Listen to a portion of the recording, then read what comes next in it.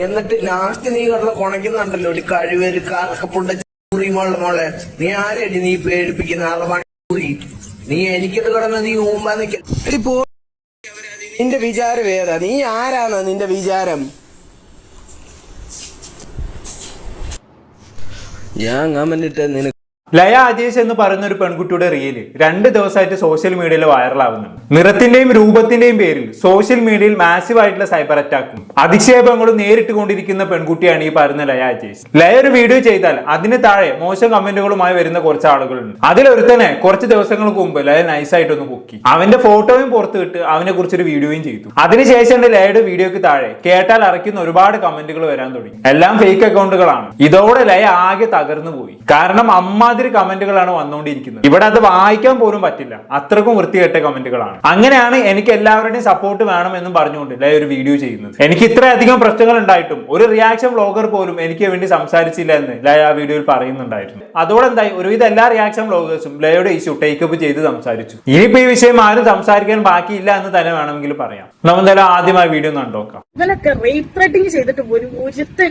ഒരുത്തനും ഇതിനെതിരെ സംസാരിച്ചിട്ട് പോലും ഞാൻ കണ്ടില്ല. ഇവിടുത്തെ റിയാക്ഷൻ ബ്ലോഗറൊക്കെ ഇവിടെ ഫസ്മിന സക്കറിലല്ലോ ഇവർക്കെതിരെയൊക്കെ സംസാരിക്കാനും ഇവരുടെ വീട്ടിലൊക്കെ എന്തൊക്കെ നടക്കുന്നുണ്ട് സംസാരിക്കാനൊക്കെ നിങ്ങൾക്ക് ഭയങ്കര നാക്കാണല്ലോ. ഇതിനെതിരെയൊക്കെ ആരെങ്കിലും ഒന്ന് പ്രതികരിച്ചോ? ഇവൻ എന്തുകൊണ്ട് ഇങ്ങനെ പറയുന്നു? അല്ലെങ്കിൽ ആരെങ്കിലും ഒരു റിയാക്ഷൻ ബ്ലോഗർ എന്റെ അടുത്ത് മെസ്സേജ് ചോദിച്ചോ എന്താ പ്രശ്നം? കുറെ ദിവസമായല്ലോ എവിടെ നിങ്ങൾക്കൊന്നും ലൈം ലൈറ്റിൽ നിൽക്കുന്ന ആൾക്കാരെ മാത്രം പ്രതികരിക്കുക. അവർക്ക് എന്ത് പറ്റി, അവരെന്ത് ചെയ്തു, അതിനെ മാത്രം പ്രതികരിച്ചാലല്ലേ നിങ്ങൾക്കൊക്കെ റീച്ച് ഉണ്ടാവും. ഇങ്ങനത്തെ കാര്യങ്ങളൊന്നും സംസാരിച്ചാൽ നിങ്ങൾക്ക് റീച്ച് വരത്തില്ലല്ലോ. ലയ ആ പറഞ്ഞതിനോട് എനിക്ക് യോജിക്കാൻ കഴിയില്ല. ലയയുടെ ഇതിന് സമാന അനുഭവം നേരിടേണ്ടി വന്ന ഇഷ്ടം പോലെ പെൺകുട്ടികൾക്ക് വേണ്ടി ഞാൻ ഈ ചാനലിൽ ഒന്ന് സംസാരിച്ചിട്ടുണ്ട്. ഈ ബോഡി ഷേമിംഗ് കമന്റുകൾക്കെതിരെയൊക്കെ മുമ്പ് ഇഷ്ടംപോലെ സംസാരിച്ചിട്ടുള്ള ഒരാളാണ് ഞാൻ. അങ്ങനെ ലൈം ലൈറ്റിൽ നിൽക്കുന്ന ആളുകൾക്ക് വേണ്ടി മാത്രം സംസാരിച്ച ചരിത്രം ഈ ചാനലിൽ ഇല്ല. ആക്ച്വലി ലയയുടെ വീഡിയോകൾ എന്റെ ശ്രദ്ധയിൽ പെട്ടിരുന്നില്ല എന്നുള്ളതാണ് സത്യം. ഞാനിത് മുമ്പ് കണ്ടിരുന്നെങ്കിൽ തീർച്ചയായും നിങ്ങളെ സപ്പോർട്ട് ചെയ്തുകൊണ്ട് നേരത്തെ തന്നെ ഒരു വീഡിയോ ചെയ്തേനെ. എന്തായാലും ബാക്കി കേട്ടോ. ബാക്കി പറയുന്നില്ല. എന്റെ അമ്മേനെയും എന്റെ അനിയത്തിനെയും നിങ്ങളൊന്ന് ആലോചിക്കും. നാളെ ഞാൻ ചത്ത് കഴിഞ്ഞിട്ടുണ്ടെങ്കിൽ പ്രതികരിക്കും. ഞാൻ കേസ് കൊടുത്ത ആ കേസ് ചിലപ്പോൾ നാളെ വളരെ ഫാസ്റ്റ് ആയിട്ട് അവൻ ആരാന്ന് കണ്ടുപിടിക്കും. ഞാൻ നാളെ ചത്ത് കഴിഞ്ഞിട്ട് കണ്ടുപിടിച്ചാൽ മതിയോ? അല്ലെങ്കിൽ നാളെ ഞാൻ ചത്ത് കഴിഞ്ഞിട്ട് റിയാക്ഷൻ വ്ളോഗേഴ്സ് ഒക്കെ ഇരുന്ന് പ്രതികരിച്ചാൽ ഓക്കെ ശരി ആ കുട്ടി മരിച്ചു, ഇങ്ങനെയുള്ള കമന്റ്സുകൾ വന്നിട്ട് ആ കുട്ടി മരിച്ചു അത് പറഞ്ഞിട്ട് എന്ത് കിട്ടാനാ? ജീവനോട് ഉള്ളപ്പോഴാണ് നീതി വേണ്ടത്, അല്ലാതെ ചത്ത് കഴിഞ്ഞിട്ട് നീതി കിട്ടിയിട്ട് എന്തോ ഒലക്കുണ്ടാക്കാനാ? അതെ, അത് വളരെ ശരിയാണ്. ജീവനോടുള്ളപ്പോൾ തന്നെയാണ് ഒരാൾക്ക് നീതി ലഭിക്കേണ്ടത്. അല്ലാതെ ഒരാൾ മരിച്ചതിന് ശേഷം ആർക്ക് വേണ്ടി കണ്ണീര് ഒഴുക്കിയിട്ടും പ്രബന്ധം എഴുതിയിട്ടും ഒരു കാര്യവുമില്ല. ഇപ്പൊ നമ്മൾ പ്ലേ ചെയ്ത വീഡിയോയ്ക്ക് താഴെ തനിക്കെതിരെ വന്ന കമന്റുകളും ലയ വെച്ചിട്ടുണ്ട്. എല്ലാവരും അത് ശ്രദ്ധിച്ചു കാണുമെന്ന് കരുതുന്നു. അത് വായിച്ചു നോക്കിയവർക്ക് അറിയാം വളരെ മോശം കമന്റുകളാണ്. സാധാരണ ഇത്തരത്തിലുള്ള കമന്റുകളൊക്കെ പിക്ക് ചെയ്ത് നമ്മൾ ഇവിടെ വായിക്കാറുണ്ട്. പക്ഷെ ഇത് വായിക്കാൻ പോലും പറ്റാത്ത അത്രയും മോശം കമന്റുകളാണ്. ഒരു മനുഷ്യനെ മെന്റലി തകർക്കാൻ ഇത്തരത്തിലുള്ള കമന്റുകൾ തന്നെ ധാരാളമാണ്. ഇതിനും ചെറിയ കാര്യങ്ങൾക്ക് തകർന്നു പോകുന്ന ആത്മഹത്യ ചെയ്യുന്ന മനുഷ്യന്മാർ നമുക്കിടയിലുണ്ട്. പക്ഷെ ലയ തളർന്നിരിക്കാൻ തയ്യാറായിരുന്നില്ല. ഇങ്ങനെ കമന്റ് ഇട്ടവരെല്ലാം പൊക്കണം, എക്സ്പോസ് ചെയ്യണം എന്നൊരു മൈൻഡ് സെറ്റിലായിരുന്നു ലയ ഉണ്ടായിരുന്നത്. പക്ഷെ മെജോറിറ്റി കമന്റുകളും ഫേക്ക് അക്കൗണ്ടുകളിൽ നിന്ന് വരുന്നത് കൊണ്ട് തന്നെ പ്രതികരിച്ചിട്ടും പ്രത്യേകിച്ച് കാര്യമൊന്നുമില്ല എന്നുള്ള അവസ്ഥയായിരുന്നു. എന്നാലും അതിനിടയിലാണ് യദു കൃഷ്ണ എന്ന് പറയുന്ന ഒരുത്തൻ തന്റെ ഒറിജിനൽ അക്കൗണ്ടിൽ നിന്നും ലയയുടെ വീഡിയോക്ക് താഴെ ഒരു മോശം കമന്റ് ഇടുന്നത്. അതോടെ ലയ എന്താക്കി, അവനെ കൈയോടെ പൊക്കി അവന്റെ ഫോട്ടോ അടക്കം റിവീൽ ചെയ്തുകൊണ്ട് വീഡിയോ ചെയ്തു. അവിടെ നിന്നുമാണ് ഇതിന്റെ എല്ലാത്തിനും തുടക്കം എന്ന് പറയുന്നത്. നമുക്ക് എന്തായാലും ലയ ആദ്യമായി യദുവിനെതിരെ ചെയ്ത ആ വീഡിയോ ഒന്ന് കണ്ടു നോക്കാം. ബോഡി ഷേമിംഗ് കമന്റ് ഇടുന്ന നമ്പർ 1 കഴിവേറിയ ഞാൻ നിങ്ങൾക്ക് കാണിച്ചു തന്നു. അപ്പൊ സ്റ്റേജിൽ പുതിയതായ ഒരാൾ വരാൻ പോവാണ്. ഇതാണ് ആ ചേട്ടന്റെ അക്കൗണ്ട്. ജാൻമണി പറഞ്ഞ പോലെ ചേട്ടന് നല്ല കറുപ്പാന്നല്ല, ചേട്ടന് നല്ല കഴപ്പാണ്. കഴപ്പനായ യദുചേട്ടന്റെ പ്രൊഫൈൽ ആദ്യം കയറി നോക്കുമ്പോൾ ഞാൻ വിചാരിച്ചത് മുഖം കാണിച്ചുള്ള പോസ്റ്റ് ഒന്നും ഉണ്ടാവില്ലെന്നാണ് വിചാരിച്ചത്. പക്ഷെ യദുചേട്ടൻ എന്നെ ഞെട്ടിച്ചളഞ്ഞു കഴിച്ചു. അതുകൊണ്ട് എന്താ വീഡിയോ ചെയ്യാൻ എനിക്ക് ഭയങ്കര സിമ്പിൾ. യദുചേട്ടനുള്ള പരിപ്പടയും ചായയാണ്, വയറ് നിറയ്ക്കണം കേട്ടോ. ഈ ഫോട്ടോ പോസ്റ്റ് ചെയ്തതിനു ശേഷം അതിൽ വന്നൊരു GF കമന്റ് ആട്ടോ. ഡ്രസ്സിന്റെ അകത്ത് എന്താണുള്ളത് എന്നാണ് യദുചേട്ടൻ ആ സ്റ്റിക്കറിലൂടെ ഉദ്ദേശിച്ചത്. സോ അത് ഞാൻ വിശദീകരിച്ചു കൊടുക്കാന്ന് വിചാരിച്ചു. നിന്നെ പ്രസവിച്ചിട്ടതിന് ശേഷം നിന്റെ അമ്മ നിനക്ക് മന്തി ഒന്നല്ലല്ലോ മേടിച്ചു തന്നത്, മുലപ്പാല് കുടിച്ചിട്ടല്ലേ വളർന്നത്, അതിന്റെ കഴപ്പാണ് നീ ഇപ്പൊ കാണിക്കുന്നത് കേട്ടോ. അപ്പൊ അതിന്റെ ഉള്ളിൽ എന്താണെന്ന് യദുക്കഴപ്പന് മനസ്സിലായല്ലോ അല്ലേ? യദുക്കഴപ്പന്റെ പോലെ വേറെ കഴപ്പന്മാരുണ്ട് കേട്ടോ. 173 എണ്ണം ഉണ്ട് അതിന് ലൈക്ക് അടിക്കാൻ. ഇവരൊക്കെ ഒരേ ഗ്രൂപ്പാണെന്ന് തോന്നുക. ഈ കമന്റ് എന്താ നിനക്ക് മനസ്സിലായില്ല? മലയാളം തന്നെ അല്ലേ ഇത്? നീ നിന്റെ വീട്ടിലുള്ള അമ്മേനെ പെങ്ങളൊക്കെ പുണ്ടച്ചിന്നാണോ വിളിക്കാറ്? എന്നാ അവരെ വിളിച്ചോളട്ടെ. എന്നെ വിളിച്ചാൽ കണ്ണടിച്ച് ഞാൻ പൊളിക്കും, മനസ്സിലാക്കുന്നു? ഞാനിപ്പോ തരാന്ന് പറഞ്ഞ അടി നിനക്ക് പണ്ടേ കിട്ടിയിട്ടുണ്ടെങ്കിൽ ഈ നന്നായി പോയി. നിന്റെ ഒക്കെ കൂടെ അവര് ജീവിക്കുന്നുണ്ടല്ലോ, ഉള്ളിൽ എന്താന്ന് നോക്കാഞ്ഞിട്ട് അവന് പോയി ചത്തൂടാ നിനക്ക്. ഇനി ഇതിന്റെ താഴെ ഉളുപ്പില്ലാതെ നീ വന്ന് കമന്റോ തെറിയോ വല്ലതും വിളിച്ചിട്ടുണ്ടെങ്കിൽ മോന്റെ ഫോട്ടോ എന്റെ കയ്യിലുണ്ടേ. യദുചേട്ടന്റെ മോന്റെ ഞാൻ തെക്കാത്ത ചുമരുമലിട്ട് 2 ഒരേ കൂടെ ഒരിക്കും കേട്ടോടാ. അപ്പൊ ബൈ. അല്ല പിന്നെ മറുപടി കൊടുക്കുമ്പോൾ എങ്ങനെ തന്നെ കൊടുക്കണം. അവന്റെ മുഖം പബ്ലിക്കിന് മുന്നിൽ റിവീൽ ചെയ്തില്ല. അത് തന്നെയാണ് അവന് കിട്ടാവുന്ന ഏറ്റവും വലിയ ശിക്ഷ എന്ന് പറയുന്നത്. ഇതൊന്നും ആരും അറിയാൻ പോണില്ലല്ലോ എന്നുള്ള ധൈര്യത്തിൽ തന്നെയാണ് ഇവനെ പോലുള്ള സകല ആളുകളും സകല തെണ്ടിത്തരങ്ങളും കാണിക്കുന്നത്. അല്ലെ ഇതുപോലെ പ്രതികരിക്കുമെന്ന് അവന് സ്വപ്നത്തിൽ പോലും കരുതിയിട്ടുണ്ടാവില്ല. പക്ഷെ ഇതിന് ശേഷവും ഇവൻ വെറുതെ ഇരുന്നില്ല കേട്ടോ. വീണ്ടും മോശം കമന്റുകൾ ഇടാനും മെസ്സേജ് അയക്കാനും ഒക്കെ തുടങ്ങി. ഇവനെതിരെ വീഡിയോ ഇട്ടതിന് ശേഷം ലേക്ക് വരുന്ന മോശം കമന്റുകളുടെ എണ്ണം വളരെയധികം വർദ്ധിച്ചു. എല്ലാ കമന്റുകളും വരുന്നത് ഫേക്ക് അക്കൗണ്ടിൽ നിന്നാണ്. സ്വാഭാവികമായിട്ടും ഇത് ഇവന്റെ പരിപാടി ആയിരിക്കുമെന്ന് തന്നെ ലൈവ് ചിന്തിച്ചു. അങ്ങനെയാണ് റിയാക്ഷൻ വ്ളോഗേഴ്സിന് സഹായം തേടിക്കൊണ്ട് ലൈവ് ഒരു വീഡിയോ ചെയ്യുന്നത്. അതോടെ എന്തായി, സകല റിയാക്ഷൻ വ്ളോഗേഴ്സും ലൈക്ക് വേണ്ടി സംസാരിച്ച് രംഗത്ത് വന്നു. മോശം കമന്റുകൾ ഇട്ട യദുകൃഷ്ണയുടെ മുഖം കൂടുതൽ ആളുകൾ കാണുകയും ചെയ്തു. അതോടെ സംഭവം കയ്യിൽ നിന്ന് പോയി അവന് മനസ്സിലായി. ഇവന്റെ ജോലി വരെ പോകുമെന്നുള്ള അവസ്ഥയായി. അതോടെ അവന്റെ സംസാര രീതി തന്നെ മാറിപ്പോയി. അതുവരെ അഹങ്കാരത്തോടെ കമന്റ് ഇടുകയും ഞാൻ വിദേശത്തായതുകൊണ്ട് തന്നെ ആർക്കും എന്നെ പിടിക്കാൻ പറ്റില്ല എന്നൊക്കെ വീമ്പിളക്കിയ ഇവൻ ഇനി എനിക്കെതിരെ വീഡിയോ ചെയ്യല്ലേ എന്ന് പറഞ്ഞുകൊണ്ട് ലൈക്ക് മെസ്സേജ് അയച്ചു. ലയോട് മാപ്പ് പറഞ്ഞുകൊണ്ട് ഒരു വീഡിയോ പോലും ഇവൻ ചെയ്തു. അതൊന്ന് കണ്ടോക്കാം. എന്നെ സപ്പോർട്ട് ചെയ്തിട്ട് കുറച്ച് ഇൻഫ്ലുവൻസേഴ്സ് വീഡിയോസ് ഇട്ടപ്പോ അവന് മനസ്സിലായി അവൻ കുടുങ്ങുമെന്ന്. അപ്പോ മാപ്പ് പറഞ്ഞിട്ടുള്ള ഒരു മെസ്സേജ് ഒക്കെ എനിക്ക് വന്നിട്ടുണ്ടായിരുന്നു. അതൊന്നും അല്ല കേട്ടോ.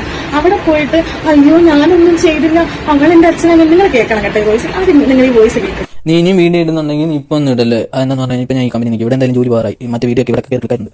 അപ്പം അതാണ് ഇന്നലെ ഞാനൊക്കെ ആയിട്ട് എനിക്ക് റിപ്ലൈ തരാനൊന്നും പറ്റാൻ. വീഡിയോ ഇങ്ങനെ കണ്ടെന്നൊക്കെ പറഞ്ഞു. അപ്പോൾ ഇവിടെ ഈ പ്രശ്നം ഇങ്ങനെയൊക്കെ ആയിരുന്നു. ഇവിടെ കമ്പനിയിലൊക്കെ മലയാളികൾ നടന്നിട്ടുണ്ട്. കാരണം ഇപ്പം ഒരു 4-5 ദിവസം കൂടി ഇവിടെ ഞാൻ വർക്കാം. അത് ഞാൻ ഇറങ്ങും. അത് കഴിഞ്ഞിട്ടുള്ളൂ. അത്രയ്ക്ക് തന്തയില്ലായ്മ പറഞ്ഞുകൊണ്ടാണ് ഇവന്റെ തന്തയ്ക്ക് നടക്കി എനിക്ക് വിളിക്കേണ്ടി വന്നത്. അല്ലാതെ വഴിയെ പോയി ഒരിക്കലും ചെന്നിട്ട് മുട്ടാനോ തട്ടാനോ നിന്നതല്ല. ഈ കമന്റ് ഞാൻ കാണിക്കുന്ന ധൈര്യമുണ്ടോ? അത് കഴിഞ്ഞിട്ടും വേണം. അല്ലാതെ അതിന് മറ്റുള്ളവർ റിയാക്ട് ചെയ്യുമ്പോൾ അയ്യോ അവളെന്നെ അങ്ങനെ പറഞ്ഞു, അയ്യോ അവളെന്നെ ഇങ്ങനെ പറഞ്ഞു, അങ്ങനെ പറയാനാണെങ്കിൽ പിന്നെ നിനക്കൊക്കെ എന്നാ ഉറപ്പുണ്ടായിട്ടാണ് നീ ഉമ്മയൊക്കെ പരിപാടി ചെയ്യുന്നത്? എന്താ ഉറപ്പുണ്ടായിട്ടാ ചെയ്യുന്നത്? ഒരു ആവേശത്തിന് പുറത്ത് ചെയ്യുന്നത് അല്ലേ? കുറച്ചെങ്കിലും ഉടുപ്പ് വേണം, കുറച്ച് കേട്ടോ. എന്റെ വോയിസ് എന്റെ അടുത്ത് ഇല്ലെന്നാ വിചാരിച്ച് ഞാൻ എല്ലാം റെക്കോർഡ് ചെയ്ത് വെച്ചിട്ടുണ്ട്. ഇനി ഫുള്ളായിട്ട് വേണമെങ്കിൽ ഞാൻ അതും യൂട്യൂബിൽ അപ്ലോഡ് ചെയ്യും കേട്ടോ. പിന്നെ നീ എന്താ വിചാരിച്ചതിനെ കുറിച്ച് കഴിവേറി. ഇനി ഇവർ മാപ്പ് പറയുന്ന വീഡിയോ നമുക്കൊന്ന് കണ്ടോക്കാം. എന്റെ പേര് ഏതു ലിയാജീഷ് എന്ന് പറഞ്ഞ ഒരു ഇൻസ്റ്റാഗ്രാം അക്കൗണ്ടിൽ ഞാൻ മോശമായിട്ടൊരു കമന്റ് ഇട്ടിട്ടുണ്ടായിരുന്നു. മോശമുള്ളൊരു കമന്റ് ആയിരുന്നു എന്ന് എനിക്ക് മനസ്സിലായി. ഞാൻ അതുകൊണ്ട് ആ കുട്ടിയോട് ഞാൻ സോറി ചോദിക്കുന്നു. അതിനെ തെറി വിളിച്ചതിനും എല്ലാം ഞാൻ സോറി ചോദിക്കുന്നു. പേഴ്സണലി എനിക്ക് ആ കുട്ടിയോട് ഒരു വിഷയമില്ല. കമന്റ് ഇട്ടത് എന്റെ മിസ്റ്റേക്കാണ്. സോറി.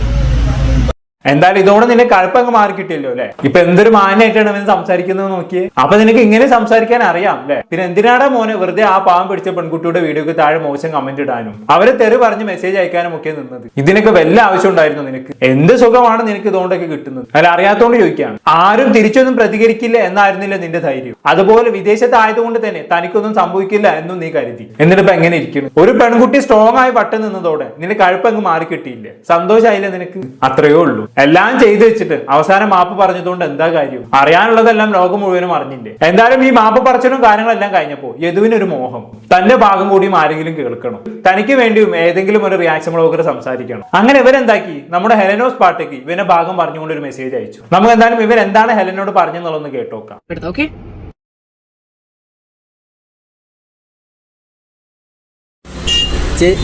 ഞാൻ ഇവളെ തെറി വിളിച്ചെന്നുള്ളത് ശരിയാണ്, സമ്മതിച്ചു. ബാക്കിയുള്ള ഫേക്ക് ഐ ഡിയെന്നും ബോട്ട് അതൊക്കെ മെസ്സേജ് അയക്കുന്നത് ഞാനല്ല. മെസ്സേജ് അയക്കുന്നത് കമൻ്റ് ഇടുന്നതൊന്നും ഞാനല്ല. ഇവളീ പറഞ്ഞ് വീഡിയോ ഒക്കെ ഇടുന്നത് അതെല്ലാം ഞാനാണ്. അതൊന്നും ഞാനല്ല. ഞാൻ അതുകൊണ്ട് തന്നെയാണ് പറഞ്ഞത് നീ പോയി കംപ്ലയിൻറ്റ് ചെയ്യാൻ. അവൾ പോയി കംപ്ലയിൻറ്റ് ചെയ്തു. ഇനി നാളെ എന്തോ എവിടെ പോയി കംപ്ലയിൻറ്റ് ചെയ്യാന്ന് പറഞ്ഞാൽ ഓക്കെ കുഴപ്പമില്ല, കംപ്ലയിൻറ്റ് ചെയ്തോട്ടെ, അതിനൊന്നും ഒരു കുഴപ്പമില്ല. ഞാൻ എന്തിനാ തെറി വിളിച്ചെന്ന് വെച്ചാൽ എൻ്റെ വീട്ടുകാരെ പറഞ്ഞു ഒരു ഇത് റിയാക്ട് ചെയ്തപ്പോൾ എൻ്റെ സൈഡിലും തെറ്റുണ്ടാകും, ഞാൻ സമ്മതിച്ചു. എൻ്റെ വീട്ടുകാരെ അതിനകത്തോട്ട് വലിച്ചിടച്ചത് ഫസ്റ്റ് ഇവളാണ്. അപ്പം ഞാൻ സ്വാഭാവിക ഒരാൾ ആ തിരിച്ചു തെറി പറയുമല്ലോ, അതേപോലെ ഞാനും പറഞ്ഞുള്ളൂ. അതിന് ഒരാളെ ഭൂമിയോളം എത്ര താത്തി കൊണ്ടുവരേണ്ട കാര്യം എന്തോ. ഫസ്റ്റ് വീഡിയോ ഇവള് റിയാക്ഷൻ ചെയ്തപ്പോൾ തന്നെ ഞാൻ ഇവളോട് ഞാൻ തെറി വിളിക്കുകയോ ബാക്കി എന്തെങ്കിലും ഞാൻ പറയുമോ എന്തെങ്കിലും ചെയ്തിട്ടുണ്ടോ എന്നൊന്ന് ചോദിച്ചു നോക്കിയാൽ ഞാൻ പറഞ്ഞ വീഡിയോ കൊള്ളാം, ഫോട്ടോസ് എല്ലാം കൊള്ളാമെന്ന് ഞാൻ പറഞ്ഞത്. എത്രത്തോളം ഇങ്ങനെ കൊണ്ടുപോകേണ്ട. ഇതിൻ്റെ പകുതി ആകുമ്പോഴത്തേന് എൻ്റെ വീട്ടുകാരെ വിളിക്കുന്ന തെറിയുണ്ട്. അപ്പം ഞാൻ റിയാക്ട് ചെയ്തു, ഞാൻ തെറി വിളിച്ചു. പേഴ്സണലി ഞാൻ മെസ്സേജ് അയച്ചു, ഞാൻ തെറി വിളിച്ചത്. അത് ഞാൻ സമ്മതിച്ചു തന്നിരിക്കുന്നു. അത് ഞാൻ വിളിച്ചത് എൻ്റെ തെറ്റാണ്. ആ സ്റ്റിക്കർ വിട്ടേക്കുന്നത് എൻ്റെ തെറ്റാണ്. അതിന് ഇത്രത്തോളം ഇങ്ങനെ കൊണ്ടുപോകേണ്ട കാര്യം എന്തോ എനിക്ക് അതൊന്നും മനസ്സിലാകുന്നില്ല. എന്നെ പോലത്തെ തന്തയില്ലാതെ പഴുത്ത് പറ്റിയിട്ടൊന്നും എനിക്ക് മെസ്സേജ് അയക്കേണ്ട ആവശ്യമില്ല. ഞാൻ ബ്ലോക്ക് ചെയ്യാൻ പോകും. നീ ഉണ്ടാക്കി കുറേ പോയിട്ട് ഇപ്പം ഞാൻ ബോഡി ഷെയ്മിങ് ചെയ്തെന്നാണല്ലോ എല്ലാവരും പറയുന്നത്. ഇവളുടെ വീഡിയോസ് മൊത്തം ഒന്ന് കണ്ടു നോക്കുക, ആദ്യം തൊട്ട് അവസാനം വരെ കണ്ടു നോക്കുക. അതിനകത്ത് ഇവള് വേറെ പെണ്ണുങ്ങളെ ഇവള് ബോഡി ഷേമിംഗ് ആയിട്ട് ചെയ്യുന്ന ഇതുണ്ട്, ആൺപിള്ളേരെയും ബോഡി ഷേമിംഗ് ആയിട്ട് ചെയ്യുന്നുണ്ട്. നമ്മൾ ചെയ്യുന്ന മാത്രമേ നിങ്ങളെല്ലാവരും കാണുന്നുള്ളൂ, ആ പൊക്കി പിടിച്ചോണ്ട് ഇരിക്കുന്നുള്ളൂ. ഇവള് തിരിച്ചൊരു ഒരു നെഗറ്റീവ് കമൻറ്റിന് റിപ്ലൈ കൊടുക്കുന്ന അതെന്താരും നിങ്ങൾ ശ്രദ്ധിക്കുന്നില്ലല്ലോ. എൻ്റെ പൊന്നു ചേച്ചി, ഞാൻ എന്തുവാ ഇവളുമായിട്ട് അങ്ങനെ കമ്പനി ചാറ്റൊന്നുമില്ല. പക്ഷേ ജസ്റ്റ് ചുമ്മാ ഇങ്ങനെ നല്ല വീഡിയോയ്ക്കാണ് നല്ല കമൻറ്റ് ഇടും, അല്ലാത്ത ഇതിനാകുമ്പോൾ ജസ്റ്റ് ഫണ്ണെന്നുള്ള രീതി നമ്മൾ ഇടുമല്ലോ. എല്ലാവരും അങ്ങനെ കമന്റ് ഇടുന്നത് ആ ഒരു ഇതിൽ മാത്രം ഞാൻ ശരി. ഒരാള് ബോഡി ഷേമിങ് ചെയ്യുന്നതിനെയാണോ മോനെ നീ ഫണ്ണെന്ന് പറഞ്ഞത്? ഒരു പെൺകുട്ടിയുടെ മേൽവസ്ത്രം പൊക്കി നോക്കി അതിലെന്താണെന്ന് നോക്കുന്ന മീം കമന്റ് ചെയ്യുന്നതാണോ നീ പറയുന്ന ഫണ്ണ്? അങ്ങനെയാണെങ്കിൽ അത് ഫണ്ണല്ല, 4 തല്ല് കൊള്ളേണ്ട സൂക്കേടാണ്. നീ ഈ ഫണ്ണെന്ന് പറഞ്ഞ് ചെയ്യുന്ന കാര്യങ്ങളൊക്കെ ഒരു മനുഷ്യനെ പാടെ തകർക്കാൻ പറ്റുന്ന കാര്യങ്ങളാണെന്ന് നിനക്ക് അറിയാമോ? നിനക്ക് മാത്രമേ ഇത് ഫണ്ണായിട്ട് തോന്നത്തുള്ളൂ. റിസീവിംഗ് എൻഡിൽ ചെയ്യുന്ന ആള് നീ ചെയ്യുന്നതൊക്കെ ഫണ്ണായി എടുക്കണമെന്ന് നിർബന്ധം പിടിക്കരുത്. ഒരാളുടെ നിറവും രൂപവും വെച്ച് കളിയാക്കുന്നതാണ് നിന്റെയൊക്കെ ഫണ്ണിലെ. കൊള്ളാം, നല്ല ന്യായീകരണം കൊണ്ടാണ് നീ വന്നിരിക്കുന്നത്. സ്വയം ന്യായീകരിക്കാൻ വന്നിട്ട് വെറുതെ പൊങ്കാലം മേടിക്കണ്ട. എല്ലാം തുടങ്ങി വെച്ചത് നീയാണ്. ഇനിയിപ്പോ ഒന്നും പറഞ്ഞിട്ട് കാര്യമില്ല മോനെ. എന്തായാലും ബാക്കി കൂടി കേട്ടു നോക്കാം. ഞാൻ കമന്റ് ഇട്ടേ, ഞാൻ സീക്രട്ട് ഏജന്റിനോട് ഞാൻ പറഞ്ഞിട്ടുണ്ട് ആളോട്. പിന്നെ ഞാൻ UK-ലാന്ന് പറഞ്ഞു. എൻ്റെ പൊന്നേച്ചി ഞാൻ അങ്ങനെ പറഞ്ഞിട്ടില്ല. ഞാൻ ഫെബ്രുവരി 3-ാം തീയതി നാട്ടിൽ വന്ന ഒരു വ്യക്തിയാണ്. ഞാൻ ഒമാനിലായിരുന്നു, ഞാൻ അവിടെ ജോലി ചെയ്തുകൊണ്ടിരിക്കുകയായിരുന്നു. കഴിഞ്ഞിട്ട് ഞാൻ ഫെബ്രുവരി 3-ാം തീയതിയാണ് നാട്ടിൽ വന്നത്. ഇത് ചുമ്മാ ഒന്നും എന്നോട് പോലും ചോദിക്കാതെ കൊണ്ട് ഒരേ ഫേക്കായിട്ടുള്ള കാര്യങ്ങളൊക്കെയാണ് പറഞ്ഞു വിടുന്നത്. അപ്പം ഞാൻ എന്ത് ചെയ്യേണ്ടത്? നാട്ടിൽ എന്നെ കണ്ടവരപ്പം എന്നെ പറ്റി എന്താ വിചാരിക്കുന്നത്? ഞാൻ UK-ലാണ്, അതും 7-6 വർഷത്തെ വിസയാണ്.